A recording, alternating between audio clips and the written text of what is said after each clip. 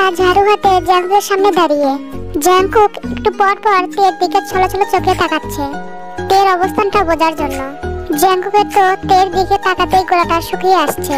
তে তো জাঙ্কুকের কার্যকলাপ দেখছে আর লুচির মতো ফুলছে। তখন জাঙ্কুক নীরবতা কাটিয়ে আমতা আমতা গলায় তেকে বলে ওঠে, ও জান, তুমি এমন ভাবে ঝাড়ু হাতে দাঁড়িয়ে আছো কেন? আমার রুমটা কি পরিষ্কার করবে? হ্যাঁ বেবি, রুমটা পরিষ্কার করবে বলেই তো আমার নিজের বাসা থেকে ঝাড়ুটা নিয়ে আসলাম। এই রুমটাই অনেক ময়লা আবর্জনা দিয়ে পুরো মাখামাখি হয়ে গেছে যে ঝেঁটিয়ে পরিষ্কার না করলেই নয়। জাঙ্কুক তখন বড় সড়ো একটা ঢোক চিপে আবার বলে ওঠে, তাহলে বেবি আমি এখন রুম থেকে বেরিয়ে যাই? তুমি রুমটার কাজটা সেরে নাও, ঠিক আছে? তোমার পরিষ্কার হয়ে গেলেই আমি না হয় আবার আসবো। এই বলেই জাঙ্কুক তের পাশ কেটে যেই না বেরোতে যাবে তখনই তে জাঙ্কুকের কলারটা খপ করে ধরে নেয় আর বলতে থাকে, ওই লুচ্চা, তোর সাহস হয় কি করে আমার সামনে থেকে পালিয়ে যাওয়ার? আমি কি তোর রুম পরিষ্কার করার জন্য ঝাড়ু নিয়ে দাঁড়িয়ে আছি, না তোকে পরিষ্কার করার জন্য এখানে এসেছি? কোনটা? বেবি, তুমি এগুলো কি বলছো? তুমি আমাকে কেন পরিষ্কার করতে যাবে? কই, আমার গায়ে তো কোনো ময়লা নেই। তে বেবি, চলো না আমরা কি একটু রোমান্স করি? তুমি না আমার গুলোমুলো কাউয়া পাখি।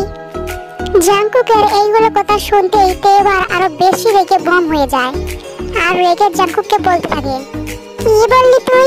আমি তোর কাউয়া পাখি? তুই আমাকে কাউয়া বলছিস? ওই সারা টিকটিকি 3 নাম্বার বাচ্চা, গোলাপি হাতে না খেতে পাওয়া ছাগল 3 নাম্বার বাচ্চা, তুই আমাকে এগুলো বলছিস? তোর বাইরে গিয়ে লুচ্চামি করে পেট ভরে না, তাই না? আমার বাড়িতে লুচ্চামি করা শুরু করেছিস। তোর আজ হচ্ছে, দেখ না দেখ আমি তোর কি অবস্থা করে ছাড়ি। আমি যদি তোর ব্যান্ড না বাজিয়ে ছেড়েছি তো আমার নাম তে নয়। তোর একদিন কি আমার যতদিন লাগে। তোকে তো আজ আমি উচিত শিক্ষা দিয়েই ছাড়বো। তের এইগুলো কথা শুনে জাঙ্কুকের তো ওখানেই পেন্ট মাখামাখি করার অবস্থা। জাঙ্কুক তো ওখানেই ভয়ে কাঁপতে থাকে আর মনে মনে বলতে থাকে, ওরে বাবা রে, আজ মনে হয় আমার জন্মগোষ্ঠীতে শেষ তারিখ। ও আল্লাহ গো, আমার আর এক শাকচুনির হাত থেকে রক্ষে নেই। না জানি কপালে আমার কি লেখা আছে। ও গড, প্লিজ তুমি এবারের মতো আমাকে এই পেতনিটার হাত থেকে বাঁচিয়ে নাও। আমি আমার কান বলছি আর কোনো দিনও কোনো মেয়ে কেন কোনো ছেলের সাথেও ফ্লোট করব না। Please please god help me. ওই তোমরা কি ভাবছো তে কেন এমন রেগে আছে আর জাঙ্কুকি কেন এমন ভয়ে আবল তাবল বকছে? তাহলে চলো ফ্ল্যাশব্যাক থেকে জেনে আসা যাক। আসলে তে আগামীকাল জাঙ্কুককে বলে, ওই কুকি চলো না আমরা শপিং এ যাই আর এই সুযোগে পার্ক থেকে ঘুরে আসা যাবে। তে বেবি, আজ নয় কাল তোমার শপিং এ নিয়ে যাব, ঠিক আছে? না জাঙ্কুক, আমি আজকেই যাব, প্লিজ তুমি চলো না আমার সাথে। তে তুমি কেন বুঝতে পারছো না? আমার হাতে একেবারেই সময় নেই, আজ আমার অফিসের জরুরি মিটিং আছে, না করলেই নয়। তে জাঙ্কুক, তুমি প্রতিবারই আমার সাথে এমনটাই করো, প্রতিবার শুধু নাই বলো। জাঙ্কুক প্লিজ প্লিজ চলো না। বেবি, একবার আমার অবস্থাটা বোঝার চেষ্টা করো। ওকে, তোমাকে আমার ক্রেডিট কার্ড দিচ্ছি, তোমার যত ইচ্ছে তত শপিং করিও আর ওখান থেকে একটা ড্রেস পরে রেডি থেকো বেবি। সন্ধ্যার পর তোমাকে নিয়ে ঘুরতে যাব, সেই সুযোগে আমাদের অনেক রোমান্স হয়ে যাবে। জাঙ্কুক, তুমি অনেক দুষ্টু, তোমার মুখে যেন কোনো কথা আটকায় না। আমাকে বুঝে লজ্জা লাগে না? হ্যাঁ হ্যাঁ, আমার বেবিটার এত লজ্জা, তাহলে লজ্জাটা ভাঙিয়ে দেই। এই কথা বলেই জাঙ্কুক তের ঠোঁটে একটা কিস করে দেয়। তে লজ্জা লাল টমেটো হয়ে ওখান থেকে বেরিয়ে যায়। জাঙ্কুক তের এমন কাণ্ড দেখে তের দিক থেকে অনেক হাসতে থাকে। তারপর তে একটা রিকশায় করে শপিং মলে যাচ্ছিল শপিং করতে। হঠাৎ তে রাস্তায় জাঙ্কুকের গাড়িটি দেখতে পায়। তে ভালোভাবে লক্ষ্য করে দেখে গাড়িটির ভেতরে জাঙ্কুকের পাশে একটা মেয়ে বসে আছে। জাঙ্কুক নিজেই গাড়ি ড্রাইভ করছিল। তখন তে জাঙ্কুকের গাড়িটির পিছু নেয় আর জাঙ্কুক যেখানে গিয়ে গাড়িটি থামায় সেখানে গিয়ে তেও রিকশা থেকে নেমে পড়ে। জাঙ্কুক গিয়ে একটা পার্কের সামনে ওর গাড়িটি দাঁড় করে। জাঙ্কুক গাড়ি থেকে নেমে ওই মেয়েটাকে সাথে নিয়ে পার্কের ভেতরে যায়। ওই মেয়েটা জাঙ্কুকের অনেক গা ঘেঁষাঘেঁষি করছিল। জাঙ্কুক আর ওই মেয়েটা অনেক ক্লোজ ভাবে একে অপরের সাথে হাসাহাসি করতে থাকে। এইদিকে তের রাত দেখে মনে হচ্ছিল পুরো পৃথিবী যেন একটা বড়সড় ব্লাস্ট করবে। জাঙ্কুককে এমন অবস্থায় দেখে তের পুরো শরীর যেন রাগে হিড়হিড় করছিল। সন্ধ্যা পর্যন্ত তে জাঙ্কুককে ওই মেয়েটার সাথে ওখানেই থাকতে দেখে। তে ওখানে এক সাইডে দাঁড়িয়েছিল।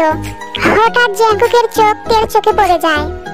তের চোখ জাঙ্কুকের চোখে পড়তেই তে ওখান থেকে রেগে মেগে হনন করে বাসায় আসে।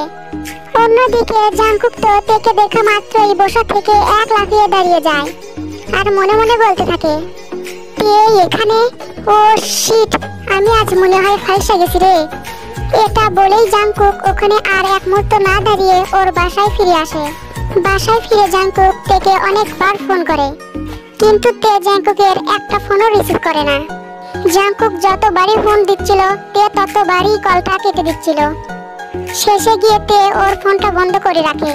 জাংকুকের শেষমেশ অনেক রাত হওয়ার কারণে ঘুমিয়ে পড়ে। অন্যদিকে তে সারা রাত কান্না করে না ঘুমিয়ে নিজের দুই চোখ লাল করে সকাল হতে না হতেই জাংকুকের বাসায় গিয়ে হাজির হয়। আর জাংকুকও ঘুম থেকে ওঠা মাত্রই তেকে ঝাড়ু হাতে ওখানে দাঁড়িয়ে থাকতে দেখে।